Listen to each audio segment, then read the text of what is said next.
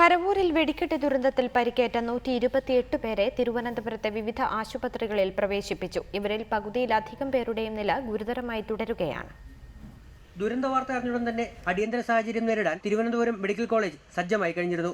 120-ലധികം പേരെയാണ് വിദഗ്ധ ചികിത്സയ്ക്കായി തിരുവനന്തപുരത്തേക്ക് കൊണ്ടുവന്നത്. ഇതിൽ 11 പേർ മെഡിക്കൽ കോളേജിൽ എത്തുമ്പോൾ തന്നെ മരണമടഞ്ഞു കഴിഞ്ഞിരുന്നതായി ആശുപത്രി അധികൃതർ അറിയിച്ചു. പരിക്കേറ്റവർക്ക് ലഭ്യമായതിൽ ഏറ്റവും മികച്ച ചികിത്സ നൽകുമെന്ന് മെഡിക്കൽ കോളേജ് സന്ദർശിച്ച ആരോഗ്യമന്ത്രി VH ശിവകുമാർ പറഞ്ഞു. എല്ലാ ചികിത്സയും ലഭ്യമാക്കുന്നതിലേക്ക് വേണ്ടിയുള്ള നടപടികൾ തിരുവനന്തപുരം മെഡിക്കൽ കോളേജിലും കൊല്ലം ജില്ലാ ആശുപത്രിയിലും താലൂക്ക് ആശുപത്രിയിലും പെരിങ്ങോലം ആശുപത്രിയിലും അവിടുത്തെ പ്രൈവറ്റ് ആശുപത്രികളുമെല്ലാം നല്ല നിർദ്ദേശം കൊടുത്തിട്ടുണ്ട്. അതിനു വേണ്ടുന്ന സജ്ജീകരണങ്ങൾ ഒരുക്കിയിട്ടുണ്ട്.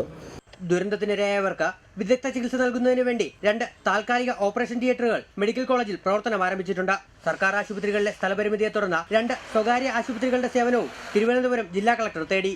പരിമിതമായ സൗകര്യങ്ങൾക്കുള്ളിലും ആശുപത്രി ജീവനക്കാരും പോലീസും ഉണർന്നു പ്രവർത്തിച്ചത് ദുരന്തത്തിന്റെ ആഴം കുറയ്ക്കാനിടയാക്കി. തിരുവനന്തപുരം മെഡിക്കൽ കോളേജിൽ നിന്നും ക്യാമറമാൻ കാജ ഹുസൈനൊപ്പം PG പ്രബോധ്, റിപ്പോർട്ടർ.